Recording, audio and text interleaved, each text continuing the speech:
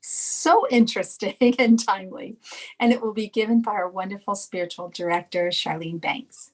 We are so glad that you took some time out of your day to join us. We invite you to sit back and get comfortable, but I want to remind you that at any time, if you have prayer concerns or celebrations that you would like us to include later in our service when we do an affirmative prayer, which we call spiritual mind treatment, if you have any joys, celebrations, prayer concerns, please feel free to put them in the chat and we'll make sure to include them.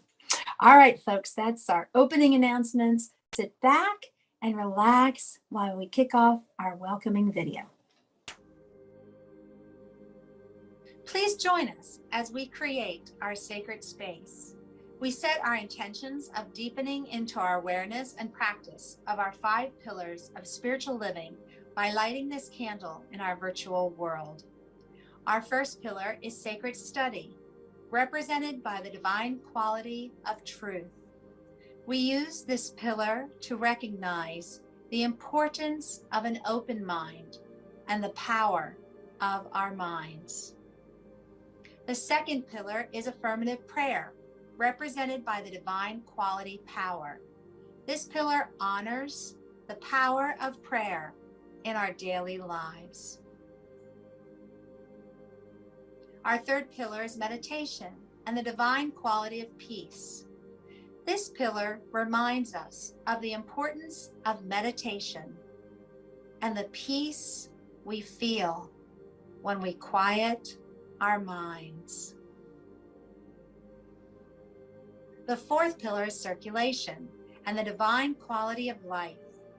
We know that the great law of circulation works in our lives. As we give, so shall we receive. And the fifth pillar is sacred service and the divine quality of love. This pillar affirms our call to be a service to our world as we see through the eyes of love. Let us close our eyes as we bless this sacred space and our time together. As we weave each of these pillars of spiritual living into our service today, may they deepen our own spiritual practices of study, prayer, meditation, circulation, and service, expanding our minds and our hearts to the 5 divine qualities of truth, power, peace, life, and love. We also bless everyone who made our service possible today and everyone in attendance. May the energy of love that is generated here bless everyone abundantly, and so it is. And so it is. So for our meditation today, I don't know about you, but all the things that are happening in the news these days, I had to take a break sometimes. It can be kind of overwhelming. It can produce stress in our bodies. It can produce anxiety.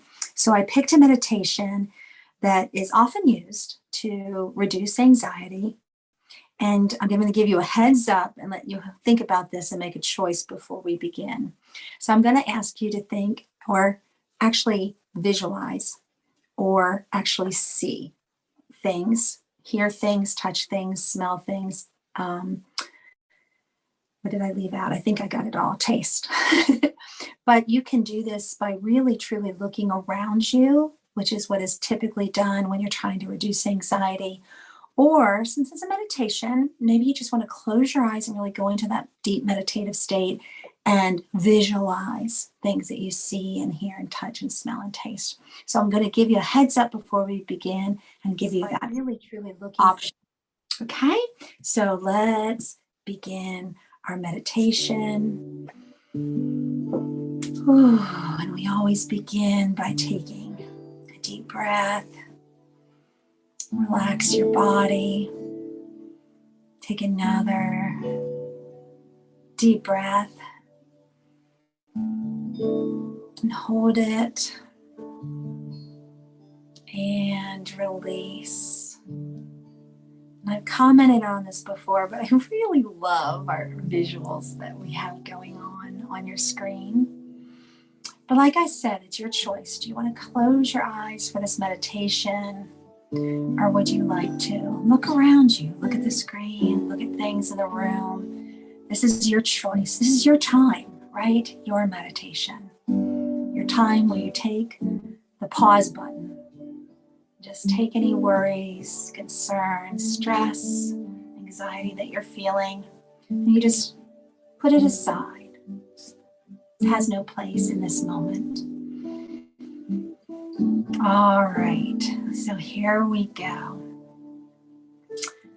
List, number, count 5 things that you can see.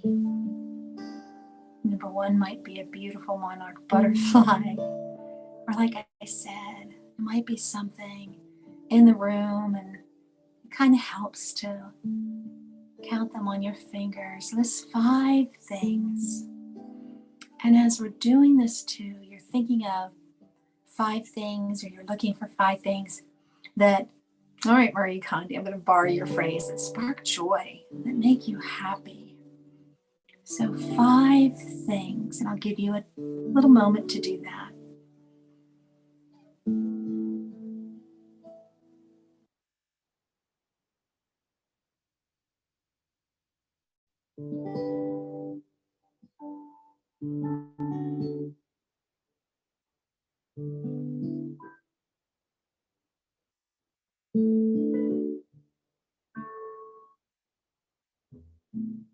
All right, 5 things that we can see or visualize. Now it's time to move to 4 things that we can hear. Maybe it's the rush of a beautiful waterfall. Maybe it's birds outside your home, your apartment, your condo. 4 things that you hear right now, or using your imagination, memory, recall 4 things that you enjoy hearing. I'll give you a moment to do that.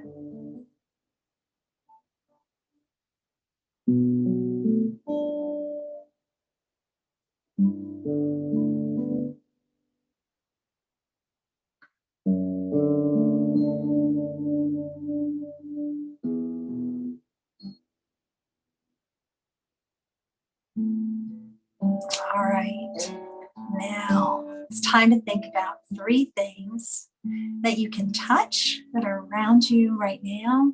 Oh, don't you wish you could touch those clouds? Or 3 things that you like to touch, using your memory, using your recall. 3 things that just make you so happy, make you feel good and safe and loved. 3 things that you can touch.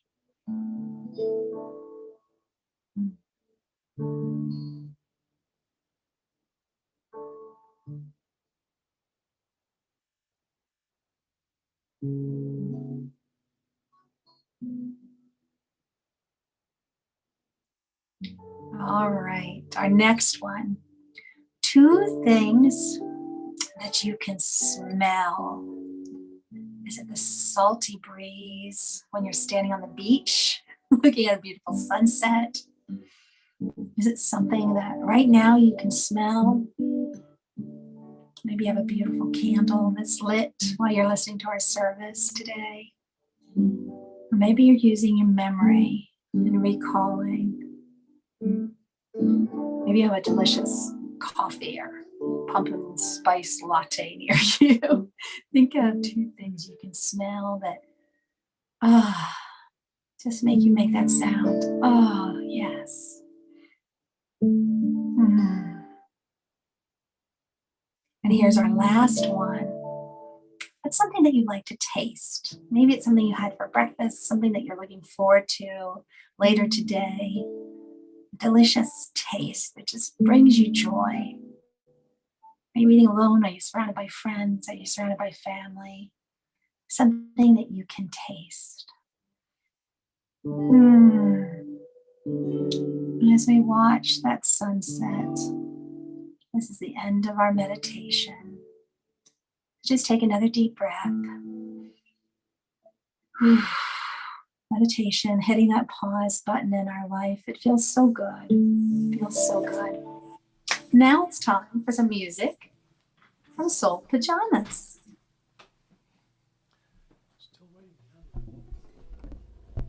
Good morning, y'all. You know, in the guidance this week, I wrote down four things that really just stood out for me. One was uncertainty, vulnerability in the face of uncertainty to maintain it, removing imaginary barriers that we set up, and staying in the questions. So those were the phrases that inspired our choices today.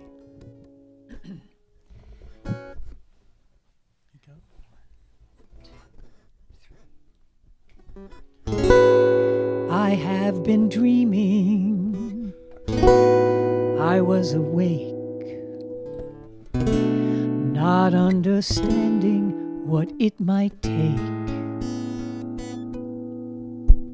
to be here and now, committing all. I have been sleeping outside the walls. No wall, it never was. There is no gate, I dreamed it. No separation from what I create. Awake my soul to spirit. Awake my soul, be still and know there is no place I need to go. With open eyes I hope to see the God in all, the God in me.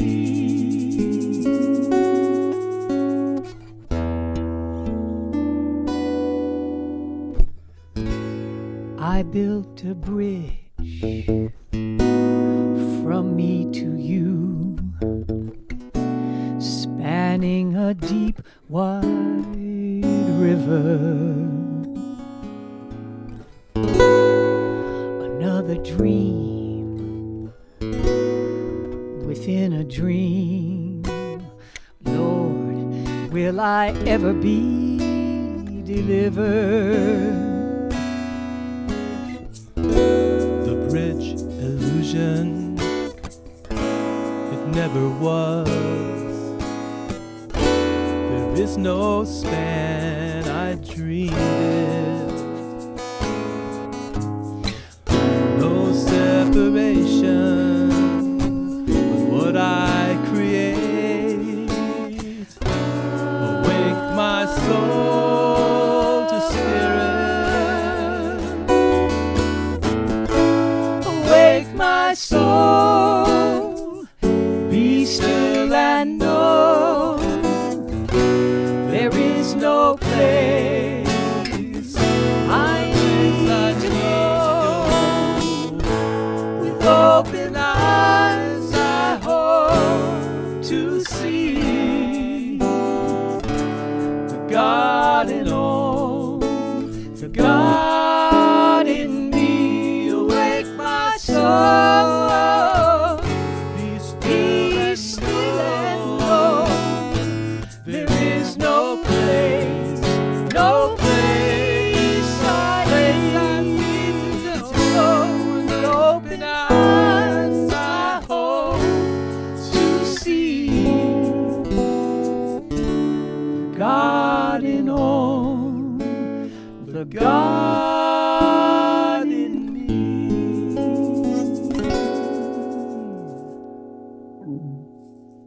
Yes, that was beautiful. Thank you so much. Soul Pajamas, Dan and Erin. Never disappoint. And Tamara, what a beautiful reminder of ways that we could be aware. I find that meditation that you gave us, sometimes when I'm feeling anxious, I do that one. I'm like, how many things can I hear? If I name those, how many can I touch? Name those, how about can I smell? I get into my senses and it takes me out of my head and into my body. And then I'm like, I got this. I know you guys are probably like, what? Charlene, anxiety? When?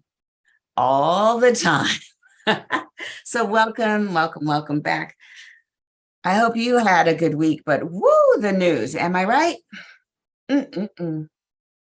I mean, you cannot turn on a channel. I decided to stop watching the moving images because it's just enough. I cannot do it. I will read from the Associated Press because it's it's like what the reporters send core information to before all the outlets get it and twist it to be something else.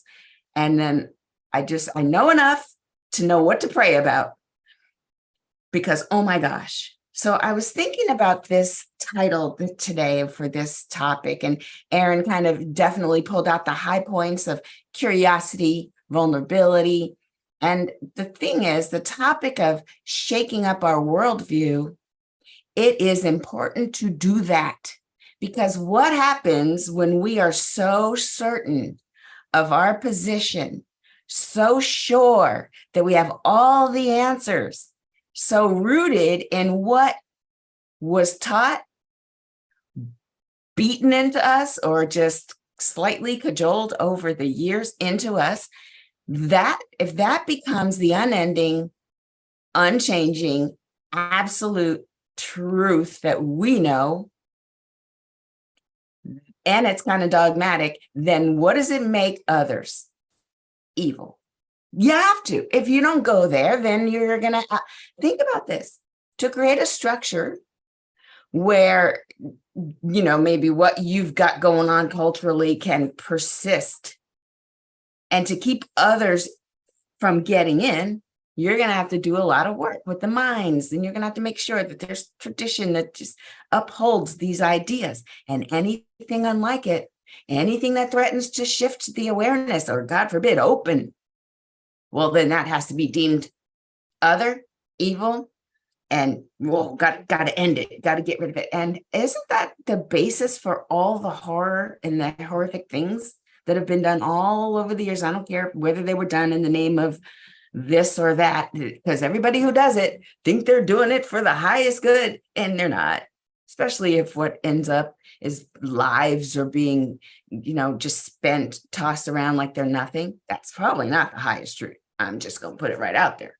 So anytime when we start to be so anchored and so entrenched and so sure, certainty, that's the problem. In fact, I did a little research because in my brain, you know how my brain works. We've all met me. All right.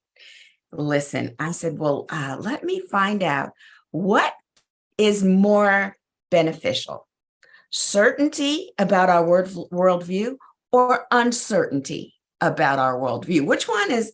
And so here's a little bit. Well, if you're leading with certainty, you end up, the outcome a lot of times is dehumanization, because you have wars, and then enemies have to be dehumanized, even, hey, to have that what do I want to say? What did slavery enable? A lot of getting rich off the backs of other people's labor. Those other people had to be seen as inhuman. Otherwise, you couldn't really look at yourself in the morning. You couldn't really call yourself Christian. So you had to say, well, those people are not human, so let's go ahead and treat them like, yeah, you need dehumanization if you're going to have this certain worldview. You need some propaganda. That's what's going to end up happening. A lot of propaganda to keep your lies going. And then groupthink and peer pressure. Yeah, in the group setting, everybody has to think the same way, and they got to peer pressure each other to keep thinking that way. And it usually feeds into the economic interests and the religious beliefs that sort of undermine, they kind of hand in hand support each other along the way. You'll have some political objectives that arise because, well, it's all got to serve some bigger machine. And then, of course, there's a lot of historical precedents that lead to this, where you end up in such an entrenched worldview that cannot be shaken. We are so certain of this that anything opposite of that is an affront to our entire being, and therefore refer to the previous things I mentioned. And that's kind of the uncertainty, however, could be a little bit more beneficial. Uncertainty, in fact, if I go to Ernest Holmes, he says, of course, our founder of Science of Mind, he studied the other religions, studied traditions, went back to ancient wisdom and the teachings, and then sort of put together a nice quilt. I think of it as a quilt where every panel is borrowed from some tradition to paint a bigger picture that we all can get with. And he says what we must avoid is the confusion which arises from a belief in final revelations, from the belief that all truth is at last discovered, or that some one person or some one system of thought has delivered the final word. There are no finalities in any science, any philosophy, or any religion. Through the continual emergence of the creative principle, he says, any last finality proves to be but the beginning of a new creative series. The eternal spiral finding its base in the everlasting reality, with a capital R, will never cease to emerge. Isn't that interesting? The final word is yet the beginning of the next level. Our worldview has been shaken in the past, and it will continue to be shaken. And he's not wrong. This Ernest Holmes thing, and it was in a book called Discover a Richer Life. If you care about that, on page 20, the point is, Ernest is saying, do not stop. The people who have come before us, the wisdom teachings that have come before us, are not meant to be the only experience that then we can possibly glean something from and hope to reach what they reached. No, what we get is this new level from which we can reach. We stand upon the shoulders of our predecessors. We stand upon the shoulders of those that came before us. So this is a living, breathing tradition of learning, growing, spiritually spiraling upwards, always upwards. And I love that, because haven't you personally spiraled upwards? Now, you didn't know at the time. You just thought you were spiraling. I get it. But whenever some recurring I want to call it theme in your life comes about, you're like, okay, here we are again. All right, guess we're learning this one again.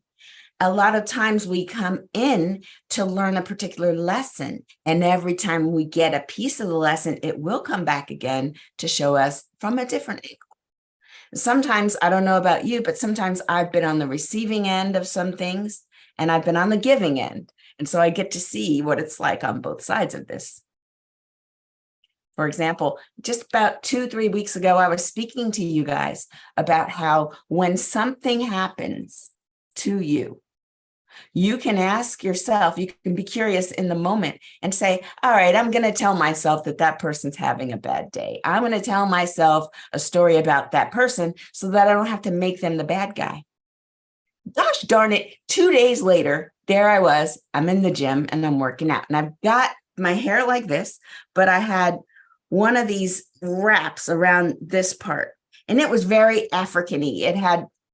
But I bought it at Sally. It's not like I got it at the African Parts online store. I got it at Sally Beauty Supply, but it had a bit of a tribal print. I'll give you that. So I had it on. I go into the bathroom. Now, mind you, an hour before this, the bathroom was shut down because they were doing something. And I was like, I can wait. So by now I'm really ready to go to the bathroom. So I go in, and there's a lady in there. And she said, welcome to society. And I was just like, okay, maybe she means that the bathroom's finally available because it was closed. And then I go, yeah, thanks. I guess, it's good. Yeah, I'm glad. Whatever. And then she said, so, I'm just so, where are you from? And I'm like, what? Where am I from? And she goes, what, like, where were you born? And I looked at her. Now, this is a white woman. I think we're all clear. And I just said, why are you asking me that? Like, now I'm like, what? Why are you asking me that? And then she goes, oh, I'm just curious. And I said, so I really have to go to the bathroom. I would love to chat with you, but I gotta go because this bathroom was shut down. Anyway, I went in, shut the door, and I was like, what the hell? What? And then I realized, oh, all right, I do have on my African headband, but does that mean that I'm from Africa and I just let go of my spear and put on my Nikes? What? What's happening? And then I decided another thing. I said, okay, maybe that's not at all what's going on. Although, where are you from is the official, you don't belong here. So tell me where you're really from.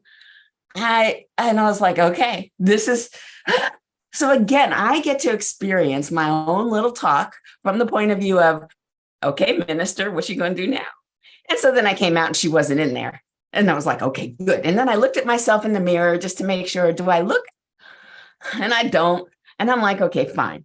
In my car, I realized something and I made up a story. Now, I was on the Stairmaster at the time and I saw a bunch of people. They do this special thing every Tuesday and they come through the gym. They're all winding through the gym, like 100 ladies about my age that are all doing like something with weights and then sidestep in through the gym, like this. All right.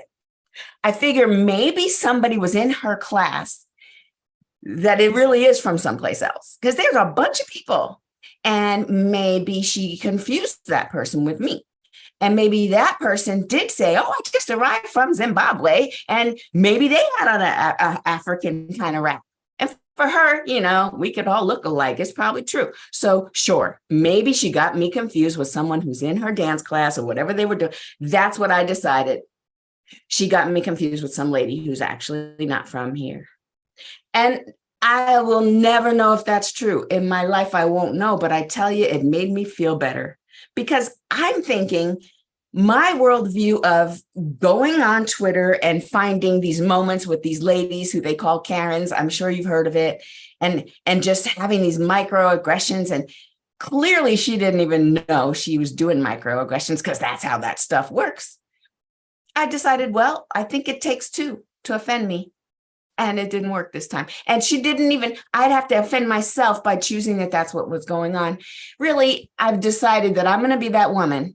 You have to come to me and say, okay, Charlene, we're going to have a moment of racism right now. It's going to start 3, 2, 1 for me to think that there's racism. I decided that that's what I'm going to do because I don't want to keep seeing a world the way I know that they probably see me. I'm different when I don't think it's going on. Yeah, it's weird. I'll keep my head in the sand if that's what you're thinking. I mean, I don't know either. Now then, as showing as myself as an example, I want you to think too about times when your worldview, where you are certain what's going on is probably going on, and then you realize, well, maybe it's not this. Is there any story that could be told where I could be wrong?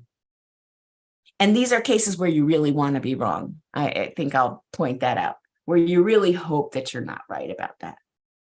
Because if you can follow your curiosity, here's what Karen Walrond says from the Light Maker's Manifesto. And think of your life as if it's a science experiment.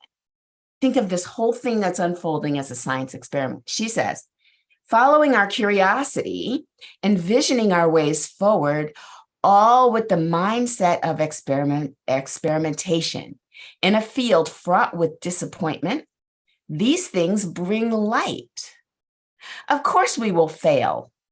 Of course, we will need to give ourselves countless self-compassion breaks, but curiosity, experimentation, persistence, tenacity, and the expectation of failure will yield results. The expectation of failure will yield results. You will learn, pivot, adjust, and achieve. It's the physics of curiosity. And like all laws of the universe, it is immutable. The physics of curiosity. So when we're moving through life, instead of going through with I know everything, I know exactly what's going on, and I'm going to have a reaction because I'm certain that that's what's going on, we could get curious and say, I'm probably going to fail at a lot of things, which takes away the angst. If you know for sure not everything you do is going to be perfect, you're going to try more things scientifically. And when it does fail, you're almost like, yay, let's take notes about what didn't work so that we can do the next experiment better. It's never a failure and you throw it in the trash. It's okay, that's a learning experience. Let's figure out what we're learning. Going through life with a sense of curiosity instead of a sense of certainty. Oh man, doesn't that just change how it feels in your mouth when you say those words? So then I was thinking, all right, well, when has the common culture that we experience now, we weren't always this way. Have there been major shifts in humanity over time? Worldviews, have they shifted over time? Sure. In fact, think about when Copernicus said, well, I feel like the earth is not the center of all the things. It's probably the sun. Everybody was like, oh, yes, put him in jail, right? No, that shook up everybody. Scientific discoveries tend to shake everybody up, and they have to think about when you're living in the time of the shift. Think about the people who were still kind of seeing things the old way, and yet science kept proving certain things and measuring the sun and shadows, saying, I feel like we might not be the center. Think about the shift where some people would still be on one side, holding on to this truth, and the other side is winning. And usually what it takes is a big shakeup to make it all get through. The paradigm shifts are not beautiful. They're kind of messy, kind of like childbirth. It's kind of messy. The theory of evolution was another one. Charles Darwin sort of promoted this, and there were other scientists at the time that were also coming up with this as well, Darwin being the one given most of the accolades. Species evolve over time. That really changed a lot of people. That really disrupted how people felt. Quantum mechanics, that's the big one of today. I know it was 100 years ago.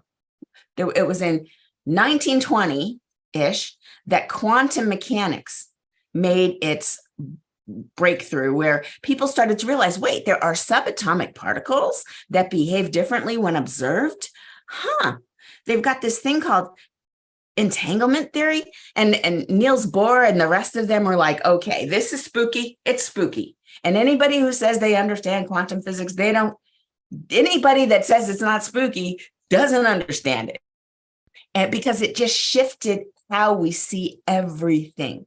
The fact that subatomic particles have their own little laws. The theory of relativity, space-time, the universe, the Einstein theory. Listen, even the digital revolution changed everything. We are living in the time where we shifted from everything being analog, from our clocks to our radios to all the different signals that come through the wires, from analog to digital, huge shift. And might I say, probably the coming shift has to do with this, a lot of the machine learning, or at least humans being augmented by automation and machines. So it's an interesting time to be here, but just knowing that our worldview has never been static over the years anyway, that gives us more of a, I'll allow it. I'll allow things to change, as if we have any choice. I'll allow things to change. Nothing stays the same. The very first philosophers, the very first thing they said was life is change. That's Heraclitus, who said, no one steps into the same river twice, because the river is different and so is the person. Which makes me wonder now, every time maybe we do have this thread of who we really are moving through, this person inside us, this big S, the self that's bigger than anything around us. We have this, I've never been born and I shall never die because I am eternal. That idea of us, of course, it's kind of stuffed inside a meat suit and we're walking around with it. So it does feel like sometimes that we are finite and we are static. And we do get shocked when, oh no, how did I get 10 years older? Why, yesterday I was just 40 and today,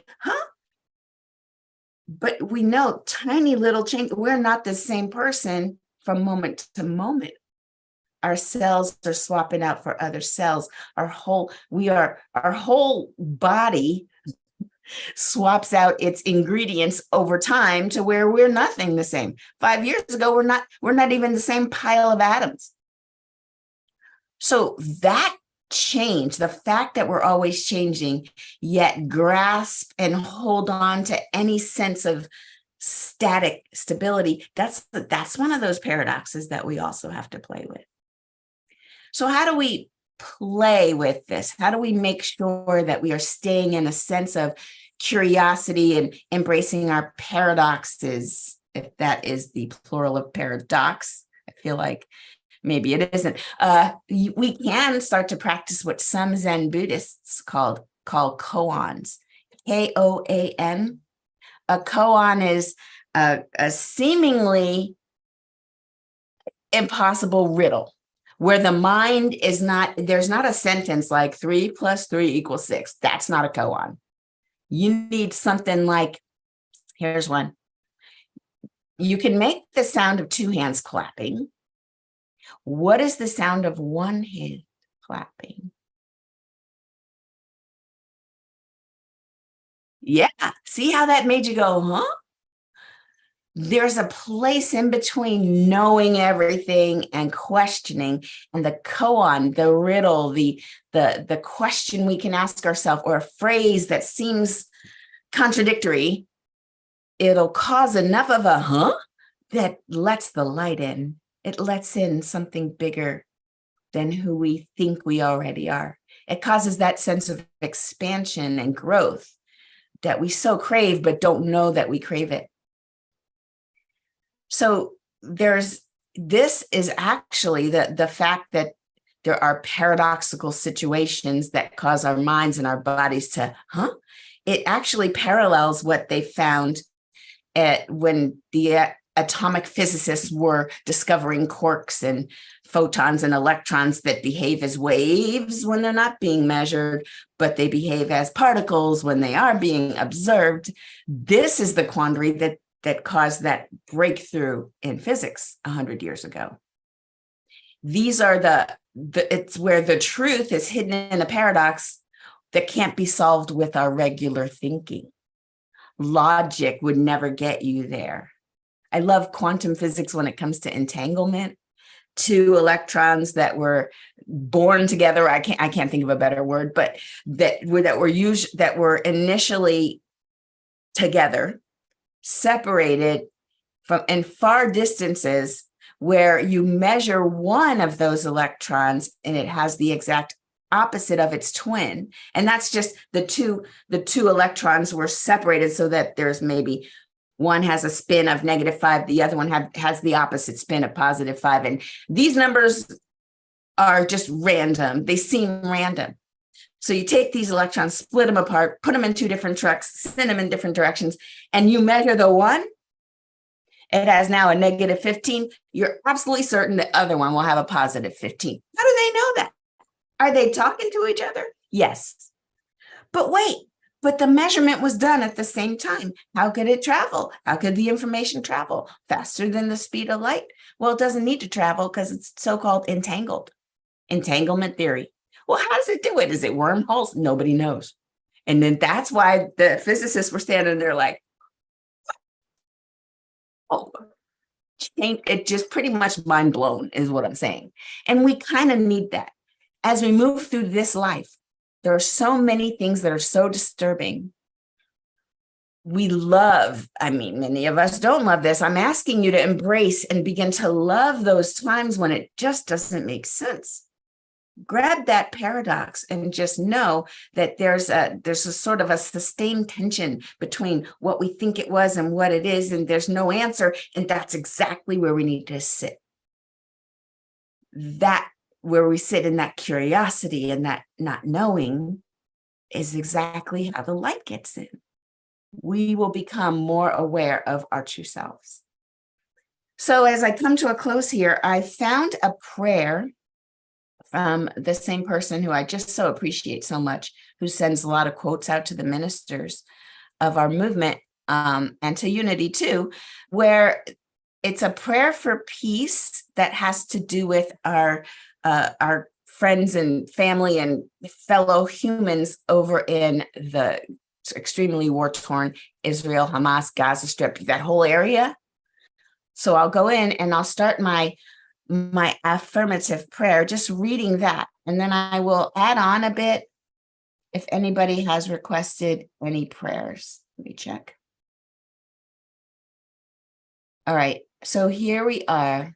So if we just go ahead and sort of just know that there's only one divine power, one love emanating in, through, and as all.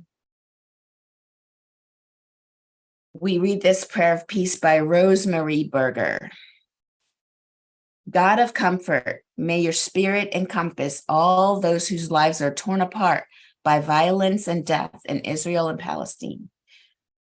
God is the advocate of the oppressed and one whose eye is on the sparrow. May arms reach out in healing rather than aggression. May hearts mourn rather than militarize.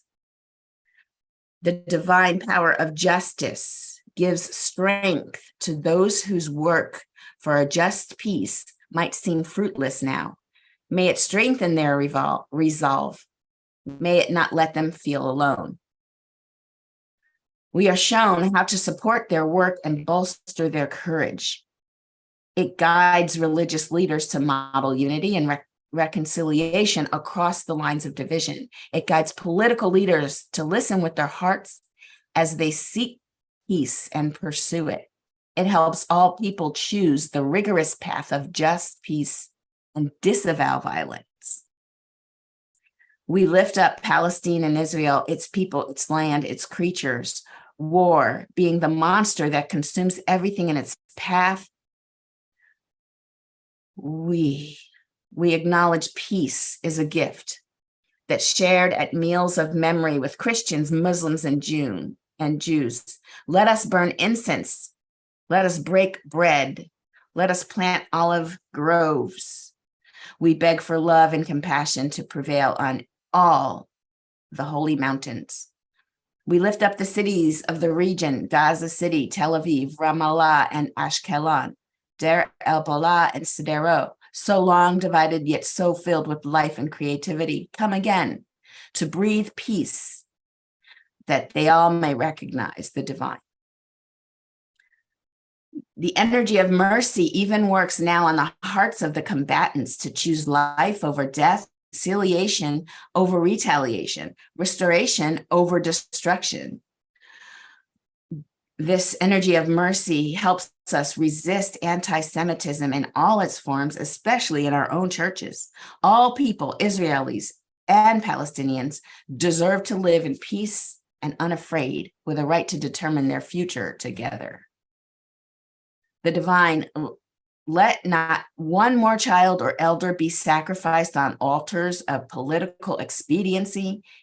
We know that moving now is people being kept safe from unjust leaders who would exploit vulnerability for their own distorted ends. We know that there is wise discernment unfolding to those making decisions to pursue peace, providing them insight into fostering well-being, freedom, and thriving for all. Teaching all of us to resolve injustices with righteousness, not rockets. Guard our hearts against retaliation. giving us hearts for love alone. And so it is, and so I allow it to be. All right, soul pajamas, take us away.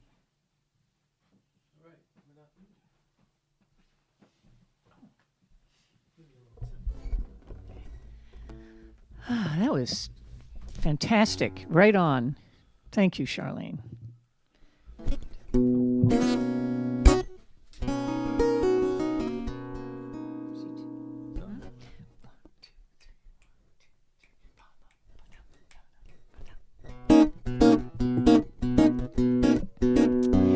Are you ready to dry up your tears? Are you ready?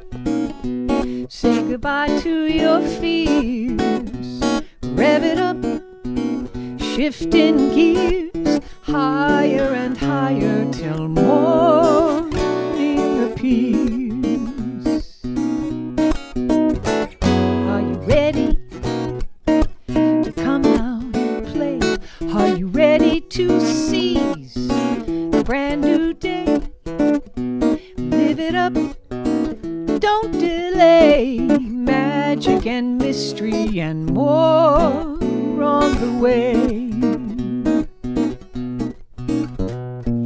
Now, my friend, now is the time for beginning. Choose again, releasing the need to know exactly how it will go. I'm ready, really, really, really, really, really ready. Ba-ba, ba-da, ba-da, ba-da, ba-da,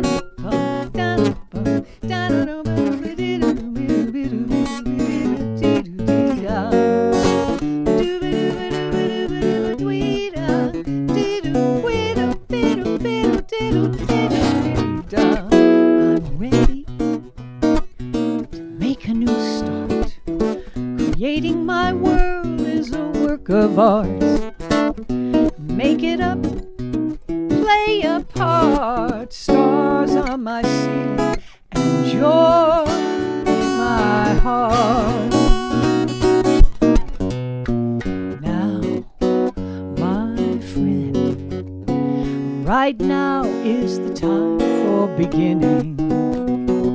Choose again, releasing the need to know exactly how it will go. And I'm ready to make a new start. Creating my world is a work of art. Break it up, shake apart. Stars on my ceiling and joy. Stars on my ceiling and joy. Stars on my ceiling and joy in my heart. Yes, in my heart. Are you ready? Tell me, baby. Tell me, are you ready now? Are you ready? Tell me, baby. Tell me, are you ready now? Are you ready? Tell me, baby. Tell me, are you ready? Are you ready? Tell me, baby. Tell me, are you ready now?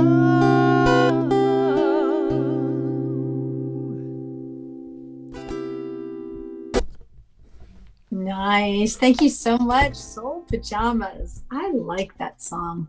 Oldie but a goodie. I've heard that many times and I always enjoy that. Oh, all right. Now is the time to bless the donations that are shared with us today at CSL Leesburg. As you heard in our welcoming video, we believe in the law of circulation. So As we give, we receive. We are a tithing community. The donations that are shared with our center bless everyone, those who give and those who receive.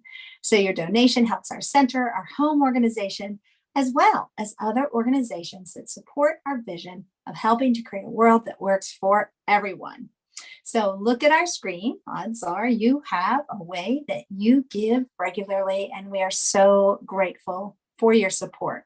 Because you give, we can do what we do with our classes and with our services. So thank you very, very much.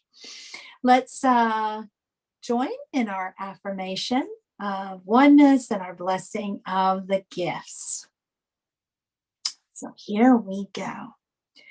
The presence of spirit within me blesses everyone I meet, tends to heal everything I touch, brings gladness into the life of everyone I contact. Therefore, I am a blessing to myself, to humankind, and to the day in which I live. And now it's time for some announcements. We got so much going on, guys. We've got so much. So alternating Saturdays at 10 o'clock Eastern Standard Time. Join Charlene and friends as they do dream study. Our next one will be next Saturday on October 21st. So if you can tune in, join Charlene and her friends. They interpret dreams. And sometimes you just need somebody helping you to see that hidden message that's coming to you in your dreams. Next, so many things going on. So today, after our service, we're going to have Q&A, questions and answers. If you have any questions about CSL, maybe you're kind of new, maybe you're just kind of curious, like Charlene was talking about, living in curiosity versus certainty. So if you have some questions, hang around. We'll do our pearls like we always do, but we're also going to stay and answer any of your questions. And on October 29th, mark your calendars now.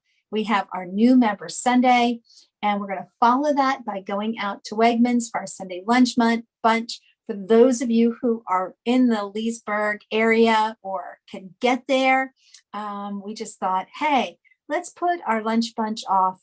Instead of doing it on the second Saturday, let's just do that as we welcome our new members. It'll be so nice to get together in person.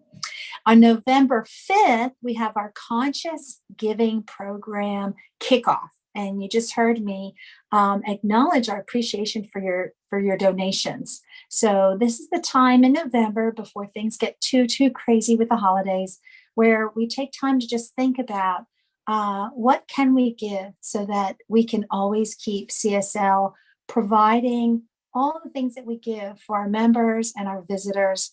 And we'll address that on November 5th. So a couple dates to mark on your calendar now before things get too crazy.